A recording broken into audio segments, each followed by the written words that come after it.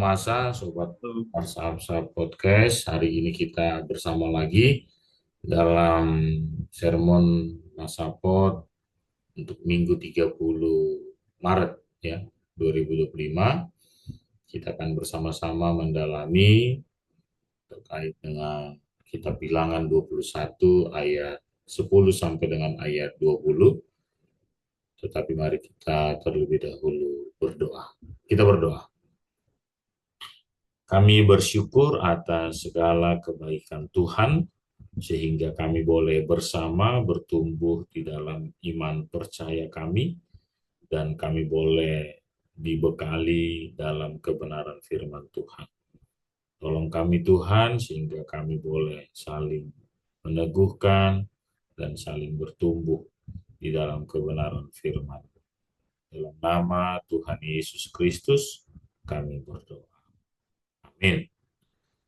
Somasa, sobat-sobat Marsahap Podcast, hari ini kita akan bersama membaca kitab Bilangan pasal 21 ayat 10 sampai dengan ayat 20. Kita akan membacakannya. Demikianlah firman Tuhan.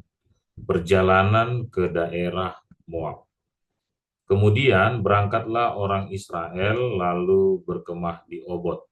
Berangkatlah mereka dari Obot, lalu berkemah dekat reruntuhan di Abarim, di padang gurun yang di sebelah timur Moab.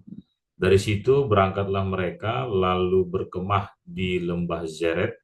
Dari situ berangkatlah mereka, lalu berkemah di seberang sungai Arnon, yang di padang gurun, dan yang keluar dari daerah orang Amori, sebab sungai Arnon ialah batas Moab di antara orang Moab dan orang Amori.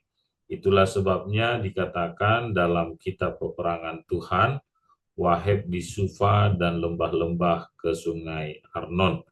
Dan lereng lembah-lembah, lereng itu terbentang ke tempat di mana terletak kota Ar dan bersandar pada batas daerah Moab.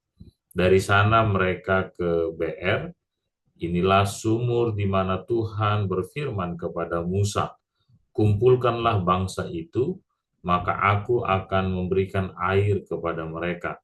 Pada waktu itu orang Israel menyanyikan nyanyian ini, berbual-buallah hai sumur, mari kita bernyanyi-nyanyi berbalas-balasan, karena sumur yang digali oleh raja-raja, yang dikorek oleh kaum bangsawan di antara bangsa itu, dengan tongkat-tongkat kerajaan, dengan tongkat-tongkat mereka, dan dari padang gurun mereka ke Matana, dari Matana ke Nahaliel, dari Nahaliel ke Bamot, dari Bamot ke lembah yang di daerah Moab, dekat puncak gunung Pisga, yang menghadap padang belantara. Amin. Demikianlah firman Tuhan. Ya, luar biasa sekali. Ada banyak nama-nama tempat ya yang bersejarah bagi bangsa Israel dalam perjalanan mereka di padang gurun. Ya, maka mari kita bersama-sama melihat apa yang ingin disampaikan ya, baik dari latar belakang dan juga refleksi serta makna yang terkandung di dalam perikop yang baru saja saya bacakan. Kami serahkan kepada Bang Pendeta Rip. Iya, baik. Terima kasih Bang Rolandi. Jadi ini mungkin kita sama-sama juga ya, buat sobat Mas Saput juga. Ada banyak nama tempat, ada banyak istilah-istilah daerah yang mungkin belum pernah kita dengar. Tapi ini menjadi hal yang menarik karena memang begitulah enaknya membaca firman Tuhan. Harus selalu ada sesuatu yang baru untuk kita pelajari dan mengenal. Nah, untuk latar belakang nih Bang ya, seperti yang biasa kita bahas. Jadi ini kan konteksnya adalah proses perjalanan mereka setelah keluar dari Mesir dan mereka harus menempuh panjang sekali perjalanan dan banyak tempat singgahnya. Kalau sekarang mungkin istilahnya kayak ada rest area gitu ya. Tapi kita tahu bahwasanya kalau setiap kali mereka di bawah pimpinan Musa, setiap kali berhenti dimanapun berada, mereka pasti akan membuat mesbah Tuhan gitu ya. Jadi nama-nama yang disebutkan tadi dalam kitab Bilangan tadi ini merupakan tempat-tempat yang sebenarnya orang-orang Israel itu pasti banyak yang belum pernah gitu Bang. Karena kan mereka cukup lama di Mesir dan mungkin sudah generasi yang baru yang nggak pernah keluar dari Mesir. Jadi ini sesuatu yang baru dan Musa di satu sisi juga harus menjelaskan ini nama daerahnya apa, ini tempatnya apa. Dan itu pun mungkin dia dapat pengetahuan itu dari Tuhan juga menurut hemat saya ya. Karena kan dia juga kan belum pernah berjalan menuju tanah Kanaan gitu. Jadi nama Moab, nama Puncak Pisga, Matana, dan lain-lain tempat itu merupakan sesuatu yang baru bagi bangsa itu dan mereka benar-benar nggak mengerti daerah itu gitu ya. Kalau bisa dibilang zaman sekarang kalau misalnya kita ke suatu tempat nggak pakai map bisa tersesat gitu. Nah, jadi latar belakangnya adalah bagaimana mereka sedang dalam perjalanan, mereka eh, masih tetap diperhatikan Tuhan dan mereka menemukan hal-hal baru, tapi yang jelas mereka selalu mendirikan mesbah untuk Tuhan di setiap di mana mereka berhenti dan tempat-tempat ini tadilah yang disebutkan tadi kayak Puncak Pisgah. Nah, ini nanti jadi kayak abang, jadi kayak apa sesuatu nanti di belakang nanti kita jelaskan apa sih puncak Pisgah ini gitu. Nanti kita akan kasih tahu kenapa ada istilah puncak Pisgah dan apa kaitannya dengan Musa nanti. Itu aja kali Bang untuk latar belakang untuk memicu diskusi kita Bang, karena kita sama-sama narasumber ya Rin ya. Ya, terima kasih buat Pendeta Rim. Ya, Oke. jadi tadi Bang Pendeta Rim sudah menjelaskan bagi kita bahwa nama-nama tempat ini adalah bagian dari perjalanan bangsa Israel di padang gurun, dan tempat ini adalah tempat singgah atau rest area.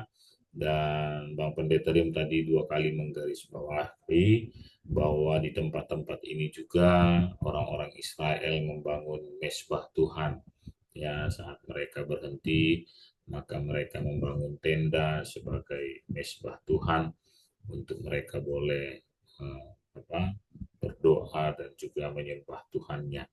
Maka kalau kita mau menambahkan juga, maka dalam peristiwa-peristiwa yang disebutkan pada ayat 10 sampai dengan ayat 16 ini juga, ini menjadi pengingat ya, reminder kepada bangsa Israel tentang nenek moyang mereka ya, bahwa di sana ada keluh kesah, di sana ada berkat, di sana ada reaksi Tuhan, di sana ada peringatan, dan juga konsekuensi yang mereka harus jalani saat mereka mengambil pilihan untuk keluar dari tanah Mesir. Ini yang menarik kita lihat bagaimana perjalanan itu dengan detail sekali disampaikan. Ya, bahkan dari antara Moab, Amori, ada gunung, ada sungai. Ya, ini ingin menggariskan, menjelaskan dengan detail sekali tentang perbuatan-perbuatan Tuhan. Ya, sehingga itu menjadi sebuah penyemangat tentang iman percaya daripada orang-orang Israel ataupun keturunan-keturunan Israel yang boleh menikmati cerita sejarah tentang Tuhannya dan tentang nenek moyangnya. Itu yang bisa saya tambahkan juga apa yang disebutkan oleh Bang Pendeta Rim. Maka kalau kita melihat peristiwa-peristiwa ini, maka di dalamnya kita akan berjumpa dengan hal-hal yang sangat khas ya, tadi disebutkan oleh Bang Pendeta Rim juga tentang Gunung Pisgah ya, nanti akan dijelaskan juga kepada kita, dan juga tentang apa batas-batas daerah yang disebutkan, apa pesan-pesan khusus yang mau disampaikan bagi kita di dalam perikop ini. Mungkin kami persilakan dulu kepada Bang Pendeta Rik. Ya, baik. Kita mungkin bisa apa ya menelusuri dulu ya bahwasanya ini kan perjalanan yang cukup jauh kayak dari Matana ke Nahaliel dan Moab dan sebenarnya tempat-tempat ini nggak jadi permasalahan, tapi yang jelas eh, kita menganalisanya secara apa ya kapasitas manusia aja deh. Misalnya kita berjalan, nggak tahu Bang Rolandi pagi berjalan misalnya berapa kilometer lah itu yang paling sanggup bisa sampai saat ini. Mungkin kayak misalnya 5 kilometer, 10 kilometer. Nah, pasti tentunya mereka banyak beristirahat. Gak mungkin istilahnya maksimal orang itu jalan dalam satu hari itu mungkin dengan hari yang terik bahkan melewati padang gurun 10 kilometer itu pun rasanya pasti jauh banget dan bisa 1 jam 2 jam.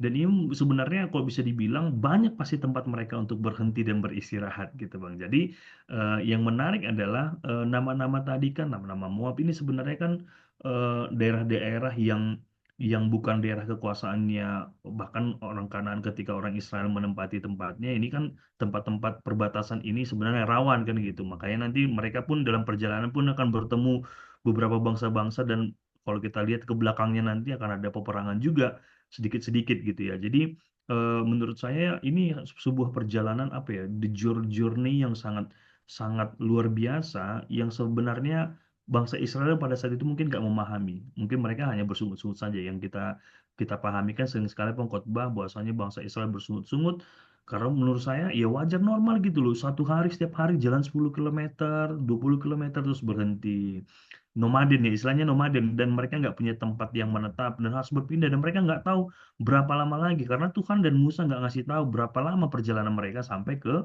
kembali ke Kanaan kan itu jadi mereka hanya terus udah jalan aja gitu kan ya bangsa Israel yang tadinya udah tenang di Mesir ya wajar lah mereka bersungut-sungut jadi kalau kita sering dengar khotbah wah bangsa Israel nah nakal nih bersungut-sungut tapi kalau kita berpikir secara logikanya ya wajar dong bersungut-sungut jalan setiap hari 10 kilometer, 20 kilometer, berhenti, bangun mesbah, kemudian beristirahat, baru pindah lagi, barang-barang dikemas lagi, pakaian segala macam. Nah, jadi bisa mungkin sobat-sobat masalah bisa membayangkan ya situasi yang berpindah-pindah terus ini, yang nggak pernah menetap di satu tempat gitu. Ini menjadi sesuatu yang wajar ketika mereka akhirnya bersungut-sungut dan merasa lelah dengan semuanya itu. Tapi Tuhan selalu menjaga mereka gitu. Nah, bagaimana bentuk penjagaan Tuhan itu?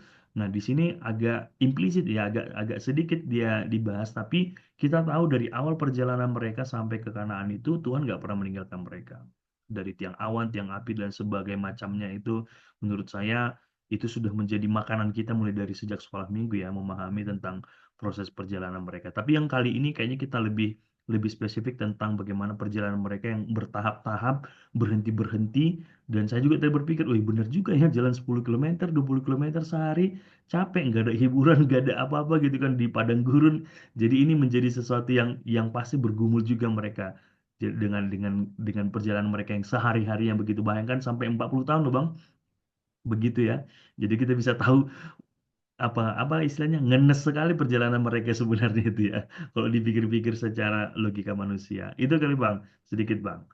Bisa ditambahin sama Bang Randi. Ya, terima kasih buat Bang Pendeta Rim ya. Ya, memang kalau kita membayangkan ini, kalau tadi disebutkan adalah perjalanan 40 tahun lamanya ya. 40 tahun lamanya di padang gurun, ini bukan di taman atau di apa padang rumput ini ya, tapi di padang gurun yang disebutkan sangat panas kalau kita mengingat cerita tentang Israel ini, bahwasanya di padang gurun itu untung saja ada Tuhan dengan perbuatannya yang ajaib sehingga mereka diberikan tiang awan di siang hari ya kan supaya mereka tidak kepanasan dan ada tiang api di malam hari sehingga mereka tidak kedinginan ya karena di padang gurun itu ekosistemnya ataupun iklimnya adalah di malam hari itu sangat dingin sekali karena angin sangat kencang ya itu bisa kita bayangkan situasi yang sangat sulit ya sedangkan hari ini saja mungkin kita berjalan orang sering mengupdate status lari atau berjalan 10.000 langkah 7.500 langkah itu sudah lumayan berkeringat atau mungkin ada yang sudah sampai maraton 24 kilometer dalam sehari ya dan itu sudah sangat puas sekali. Iya, dibandingkan ini 40 tahun saya rasa belum ada apa-apanya. Itu mungkin menjadi sebuah apa namanya pengingat bagi bangsa Israel dan juga bagi kita. Dan saya rasa Bang Pendeta Rim, sebutan-sebutan yang disebutkan di dalam perikop ini itu punya peristiwa penting, ya, punya peristiwa penting ya tentang apa bagaimana perbuatan-perbuatan Tuhan. Misalnya dengan kata apa dari sana mereka ke BR itu berarti sumur ya di padang gurun ternyata mereka berjumpa dengan sumur itu kan sesuatu yang luar biasa seperti dapat apa namanya dapat jackpot misalnya atau dapat THR hari ini misalnya atau dapat bonus atau tiba-tiba panen kita berhasil berkali-kali lipat, dapat harga juga. Nah, kira-kira begitu. Orang yang ada di padang gurun bertemu dengan air itu sesuatu yang luar biasa ya. Dan itu nanti bisa kita lihat dalam perikop kita ini dari ayat 17 sampai dengan ayat 16 sampai dengan ayat 18. Misalnya tadi disebutkan juga tentang Arnon ya pada ayat 13 sampai 14. Ini kan peristiwa bagaimana bangsa Israel melawan orang Amori ya dengan Raja Siron dan Tuhan berperkara bagi mereka. Dan mungkin ada peristiwa-peristiwa lainnya sehingga ini dicatat dengan sangat penting, sehingga itu menjadi pengingat ya tentang kitab peperangan kalau disebutkan tadi ya Bang ya. Tadi saya diingatkan oleh Bang Pendeta Rim sebelum kita mulai Zoom ini pada ayat 14. Ya, maka bangsa itu diingatkan kembali tentang Tuhan yang luar biasa lewat peristiwa-peristiwa di beberapa tempat yang disebutkan dalam perikop ini. Ya, itu yang bisa kami sampaikan dalam latar belakang dan juga mengupas sedikit apa yang bisa kami sajikan terkait dengan perikop ini dalam sejarah perjalanan bangsa Israel. Kita akan kembali kepada topik atau menghubungkannya dalam topik yang kita miliki dalam minggu ini, bahwa Tuhan sumber air kehidupan. Ya, mungkin bisa dihubungkan dengan perikop ini terhadap tema. Kami persilakan kepada Bang Pendeta Rit. Ya, baik Bang. Jadi memang kita tahu ya bahwasanya permulaan dari sebuah pemukiman juga ataupun permulaan dari sebuah desa ataupun kampung gitu pasti dimulai dari dekat sumber air gitu kan. Bahwasanya air itu menjadi hal yang sangat urgent, yang sangat penting ketika memulai sebuah istilahnya sebuah komunitas lah gitu ya. Nah, jadi memang dalam perjalanan ke padang gurun tentu yang paling utama yang dibutuhkan adalah air karena mereka sudah punya makanan yakni mana ya, mana dari sorga. Nah, jadi dalam dalam kisah mereka perjalanan mereka kan ada dua yang paling utama itu yang paling perlu diingat dalam perjalanan mereka. Salah satunya ini BR ini yang ketika Tuhan berikan sumur itu kepada mereka dan kemudian di Horeb ketika ada air dari batu gitu ya, ada air dari batu ataupun misalnya di Masa dan Meriba ketika air yang pahit menjadi manis gitu. Nah, jadi ini mau menunjukkan ternyata Bang, Tuhan itu memperhatikan apa yang paling penting yang dibutuhkan oleh bangsa Israel gitu kan. Salah satunya adalah air gitu kan dari segala kebutuhan mereka untuk keberlangsungan hidup mereka. Dan kemudian kita tahu juga bahwasanya tubuh kita juga 70% terdiri dari air dan memang ketika Yesus juga di kitab-kitab Injil sinoptik juga dia menjelaskan tentang dia adalah air hidup bahwasanya ketika dia ada di dalam diri kita maka air itu akan terus mengalir dan tidak akan pernah habis dan dialah air kehidupan entah itu dengan istilah lagi ada roti kehidupan, tapi air kehidupan ini dia memakai istilah sampai ke perjanjian baru nanti ya kita bahas Bang, bahwasanya Tuhan itu, Yesus itu juga adalah sumber air hidup kita gitu. Bahwasanya semua pengharapan ada di Dia. Jadi kalau kita pikir mungkin bangsa Israel ketika ketemu BR itu mungkin betah udah sini aja kita bangun mulai lagi rumah rumah kita dan lain sebagainya gitu. Tapi ternyata itu bagian kecil dari rencana Tuhan karena nanti di Kanaan yang penuh dengan susu dan lain sebagainya istilah-istilah itu kan benar-benar menggambarkan betapa suburnya daerah daerah Kanaan itu gitu. Nah, jadi kalau kita berpijak kepada topik mingguan kita memang benar bahwasanya dari zaman dahulu pun Tuhan selalu memperhatikan kita dan dia benar-benar menjadi sumber air hidup itu bukan hanya air secara literally tapi air dalam kehidupan kita dalam pengharapan kita dia menjadi air yang terus terus hidup dan terus mengalir dalam kehidupan kita. Mungkin itu sedikit Bang Randi terkait dengan topik mingguan kita. Ya, terima kasih buat Bang Pendeta Rim ya, sudah dikupas dengan sangat dalam sekali. Sayangnya menghubungkan apa yang disebutkan oleh Bang Pendeta Rim terkait dengan apa apa yang juga disebutkan dalam Alkitab, secara khusus kalau kita dihubungkan dengan Perjanjian Baru tentang Yesus juga sering disebutkan sebagai sumber air kehidupan dan juga beberapa perumpamaan tentang tentang sumber air kehidupan itu. Misalnya Kita bisa melihat dalam Yohanes 4 ayat 10 sampai 14 percakapan Yesus dengan perempuan Samaria di sumur Yakub, ya, tentang dia tidak akan haus lagi dan untuk selama-lamanya. Jadi memang air itu menjadi sebuah kebutuhan bagi setiap orang, ya. Dan kalau kita baca pada ayat 17 juga, berbual-buallah hai sumur. Setelah itu, mari kita bernyanyi berbalas-balasan. Berarti kan ada sorak-sorai berbahagia yang luar biasa saat mereka berjumpa dengan air, ya, saat mereka dilepaskan, ya, dahaganya, kehausannya dengan air yang meluap-luap. Dengan kata lain, memang seperti yang dikatakan oleh Bang Pendeta Rin, Tuhan sumber air kehidupan itu dengan pemaknaan bahwa Tuhan memperhatikan hal yang paling, ya, kita perlukan di dalam kehidupan kita.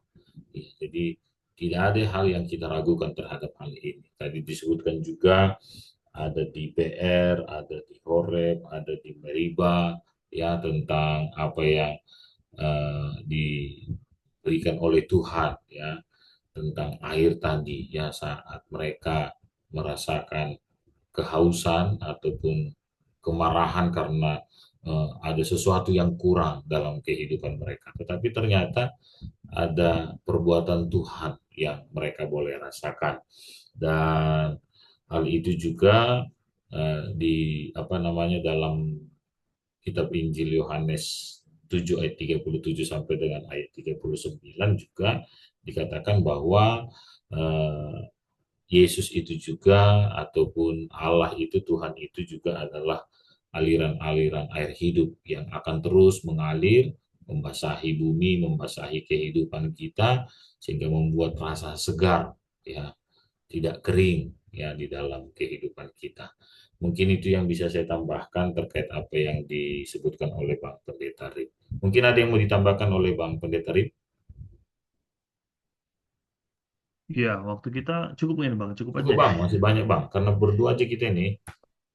Soalnya di sini di tempatku 1 menit lagi. Ya, jadi sekali lagi bahwasanya seperti Bang Randi bilang tentang perempuan Samaria di Injil Yohanes itu ya, bahwasanya memang eh, apa Bang? Kalau misalnya aku berpikir dan menganalogikan kita nih, mulai dari kita lahir itu kan kita benar-benar hidup di dalam air ya, di air ketubuhannya ibu kita gitu. Jadi permulaan dari kehidupan kita pun dimulai dari air. Dan bagaimana kita mempresentasikan ataupun merepresentasikan kembali lagi ataupun menerjemahkan kembali sumber air itu ya adalah Tuhan itu sendiri gitu. Bahwasanya hidup kita dimulai dari sebelum kita dilahirkan ke dunia, dia sudah menjaga kita dengan air yang dia ciptakan untuk membentuk kita gitu. Nah, jadi ini menjadi sebuah penekanan ya bahwasanya there's no other person ataupun tidak ada orang lain ya, hanya Tuhan yang paling memahami tentang apa yang menjadi kebutuhan kita karena dia adalah air hidup, sesuatu yang paling penting yang kita butuhkan, hal yang paling prioritas yang kita inginkan dan yang menjadi eh, tujuan dari segala segala dirinya kita gitu, bahkan hidupnya kita sampai di akhir penghujung hidupnya kita. Walaupun sebenarnya seperti halnya Musa tadi ya, dia puncak Pisgah itu tadi kan dia nggak sampai ke Kanaan ya dengan semua perjuangannya dia itu, dengan semua perjuangannya dia itu. Puncak Pisgah itu ini Bang. Oh, ini apa tadi dia intermezzo tadi. Puncak Pisgah Ini itu di Gunung tukangnya Bang Nebo. tadi. Ya, Gunung Nebo tadi ya. Jadi Sobat Masapot, puncak Pisgah itu Gunung Nebo. Jadi Gunung Nebo itu memiliki beberapa puncak.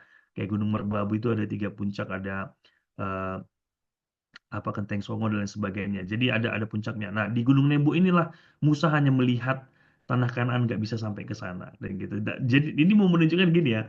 Sebenarnya Musa punya pengharapan yang sangat besar ketika dia memimpin bangsa Israel, tapi dia nggak sampai ke Kanaan gitu kan.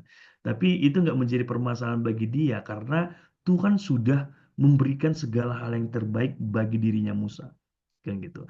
Tuhan sudah menjadi apa namanya sudah menjadi sumber pengharapannya Musa, sumber kehidupannya Musa yang tadinya jadi dari buronan dipanggil menjadi pimpinan dan menjadi pimpinan pertama bangsa Israel ketika mereka keluar dari Mesir. Ini bukan Musa nggak pernah mengeluhkan gitu ya. Musa nggak pernah menyalahkan Tuhan ketika dia tidak bisa masuk ke tanah Kanaan. Tapi yang mau kita ambil dari sini adalah makna teologisnya adalah bagaimana Tuhan selalu mempersiapkan segala sesuatunya, setiap orangnya punya sudah ditetapkan bang. Domadong Rusiani hagen depan gitu. Jadi Tuhan sudah menetapkan ini bagaimana, itu bagaimana, dan siapa yang ke sini, siapa yang ke sana, bagaimana prosesnya ini, bagaimana prosesnya itu. Setiap orang punya proses yang berbeda, tapi yang jelas yang perlu kita tekankan adalah Tuhan pemilik segala sesuatunya. Dia yang menjadi sumber dari segala sesuatunya itu, Bang.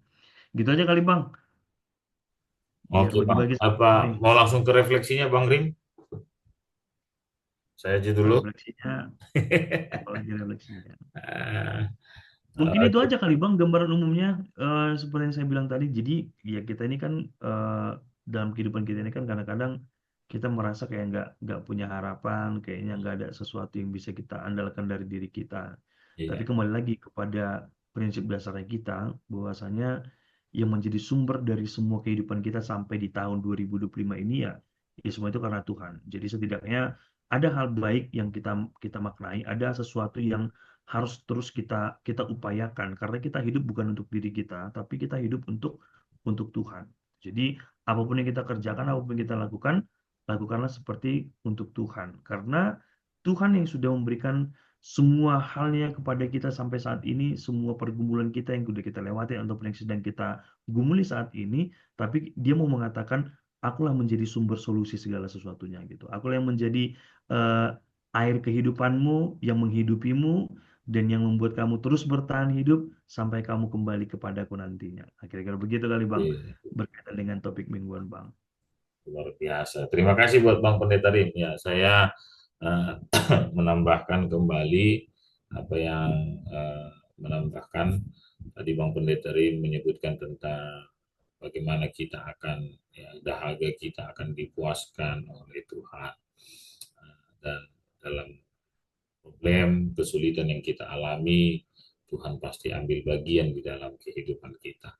Dan saya ingin menegaskan itu kembali, seperti yang disebutkan dalam ayat 14. Saya tadi karena disebutkan Bang Pendeta Rim tadi itu, saya akhirnya memakai itu menjadi sebuah refleksinya Bang Pendeta Rim tentang kitab peperangan Tuhan. Ya, kenapa disebutkan kitab peperangan Tuhan? Berarti peristiwa yang ada di dalam bukan tentang peperangan bangsa Israel melawan bangsa Amori dan bangsa-bangsa lainnya, tetapi peristiwa tentang perbuatan-perbuatan Tuhan, ya, sehingga dia disebutkan sebagai peperangan Tuhan. Jadi bukan bangsa itu yang menang melawan bangsa lain, tetapi Tuhan yang memenangkan bangsa itu dan apa di antara bangsa-bangsa yang ada di sana. Maka kita peperangan Tuhan itu saya rasa tidak hanya akan menjadi bagian dalam kehidupan bangsa Israel saja, sehingga itu hanya menjadi sebuah sejarah, tetapi saya rasa juga bagi kita hari ini, sobat-sobat Masapot dimanapun berada, seperti yang disebutkan oleh Bang Pendeta Rim dalam kelemahan yang kita miliki juga ingat ada Tuhan yang akan ambil bagian, yang akan terus berkarya di dalam kehidupan kita. Sehingga peristiwa itu kan tidak hanya ada di dalam perjanjian lama, tetapi juga ada di dalam perjanjian baru, dalam Injil-Injil, dan juga dalam surat-surat Rasul Paulus, yang terus menekankan, menegaskan kepada kita, ada Tuhan yang terus berpihak di dalam kehidupan kita. Maka Tuhan sumber air kehidupan itu ditegaskan dalam beberapa hal. Air kehidupan tadi disebutkan oleh Bang Pendeta Rim sebagai kebutuhan primer, ya, sebagai kebutuhan mutlak, misalnya tentang keselamatan itu sudah dipastikan menjadi milik kita. Tentang Yesus berarti adalah sumber air kehidupan, sumber keselamatan itu sendiri. Dan juga mungkin hal yang lain, jadilah kehendakmu di bumi seperti di sorga, yang disebutkan dalam doa Bapa kami, maka ada sukacita, damai sejahtera dan kebenaran di bumi seperti di sorga. Itu juga menjadi sumber air kehidupan bagi kita. Dan banyak hal yang bisa kita kutip dalam kitab perjanjian lama dan perjanjian baru tentang kitab peperangan Tuhan. Maka hari ini juga kita punya kitab peperangan Tuhan lewat pengalaman-pengalaman iman yang kita miliki. Ada Tuhan sumber air kehidupan. di dalam kehidupan sobat-sobat sahabat. Mungkin itu yang bisa kami tambahkan. Kami serahkan kepada Bang Pendeta Rim untuk menutup dalam Iya, doa Bang. dan memberikan beberapa kesan pesan. Ya, pesannya. Ya, ini menarik nih. Jadi Bang Bang Bang Rondi memang banyak sekali yang bisa dibahas dari kitab kita ini gitu kan. Nah, menambahi yang dikatakan Pendeta Rolandi tadi, bahwasanya kitab peperangan itu kan memang nggak tertulis dalam Alkitab ya. Bahwasanya ini menjadi catatan bagi mereka karena pemahamannya mereka kan ketika mereka berperang melawan bangsa lain, Tuhan ikut berperang.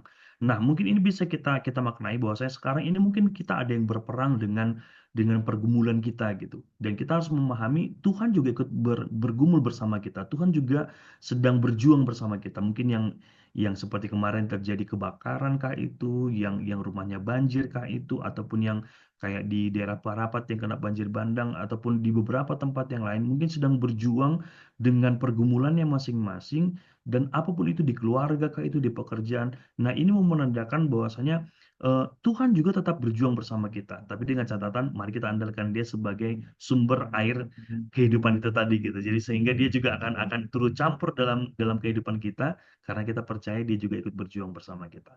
Mungkin itu Bang Randi dan semoga Sobat Marsa Podcast semakin memahami bahwasanya tidak ada air hidup yang lain selain Tuhan kita sendiri. Itu Bang Randi. Baik, kita akan akhiri. Saya akan tutup di dalam doa. Kita bersatu dalam doa. Bapa di surga, kami bersyukur Tuhan memiliki Tuhan yang adalah sumber air hidup bagi diri kami dalam segala perjalanan kehidupan kami, dalam segala liku kehidupan kami, suka dan juga duka yang kami lewati. Tuhan selalu ada dan Tuhan selalu hadir.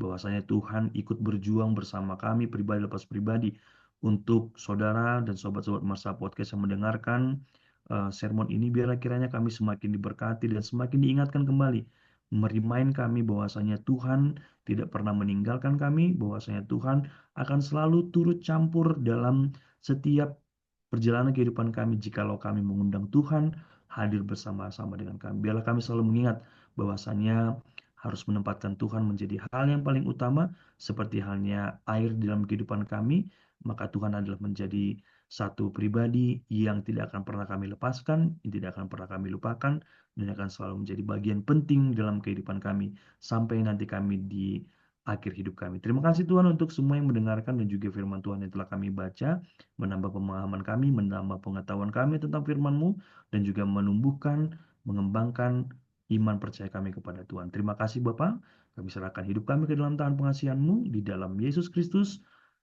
kami berdoa dan mengucap syukur. Amin. Terima kasih buat Bang Amin. Pendeta Rim. Terima Oke, kasih Bang. Somasa. Dah. Sampai ketemu lagi. Bye-bye.